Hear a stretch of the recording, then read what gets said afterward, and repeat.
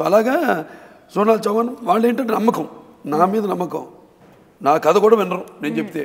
ఓ మా బాల ఫోన్ చేశాడు, okay we are ready, ఎన్ని డేట్స్ ఎన్ని రోజులు కావాలి, అసలు అవుట్ ఆఫ్ ద వే కూడా వెళ్ళి అవతల వాళ్ళు డేట్స్ కూడా క్యాన్సిల్ చేసుకుని ఇచ్చే అండర్స్టాండింగ్, అది మెయిన్. అంటే నా మీద నమ్మకం.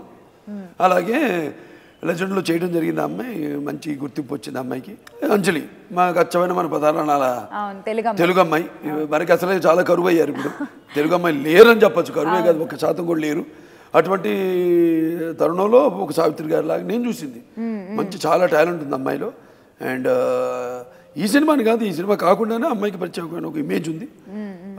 ఈ సినిమాతో ఇంకా మంచి ఇంకో మలుపు, అది కూడా డెఫినెట్గా మా మీద నమ్మకం. అటు కథ ప్లస్ ఇటు నా సినిమాలో ఉన్న హీరోయిన్స్కి గుర్తింపు, అలాగే అటు రైటర్స్ కోన గారు కానివ్వండి, వాళ్ళందరి మీద కూడా నా నమ్మకంతో చేయడం జరిగింది. చాలా వెరీ బబ్లీ టైప్ అమ్మాయి, కొంచెం ఎక్కువ. అలాగే లొల్లలో బాగుతూ ఉంటుంది లొకేషన్స్లో.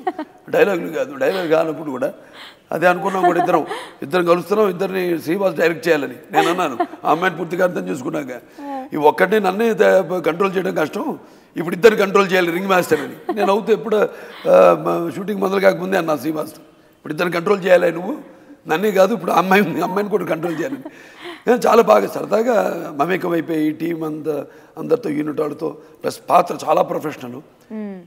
డైరెక్టర్ గారు చెప్పిన కావచ్చు, చెప్పిన సూచనలు కావచ్చు, లేకపోతే నేను కూడా ఒక ఆర్టిస్ట్గా నేను కూడా ఎప్పుడైనా చెప్పిన గ్రాస్పింగ్, చాలా ఫాస్ట్ గ్రాస్పింగ్ అమ్మాయి. ఏం చెప్పిన వెంటనే అది పెట్టుకుని ఇమ్మీడియట్గా దాన్ని ప్రొడ్యూస్ చేయడం, అది ఇంపార్టెంట్. ప్రొడ్యూస్ చేయడం అనేది సర్లే ఎందుకులే టైం అయిపోతుంది, ఎందుకులే టైం వేస్ట్ అవుతుంది అని మనం అప్పుడప్పుడు పట్టించుకోకపోవచ్చు.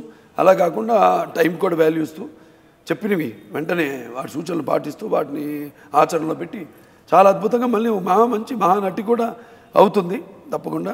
అందరు కూడా మరొకసారి నా నూతన సంవత్సరం మరియు సంక్రాంతి శుభాకాంక్షలు తెలియజేసుకుంటూ ఆ భగవంతుడు అందరినీ ఆయుర ఆరోగ్యాలతో, అష్టైశ్వర్యాలతో, కీర్తి ప్రతిష్టలతో, భోగభాగ్యాలతో, సిరి సంపదలతో,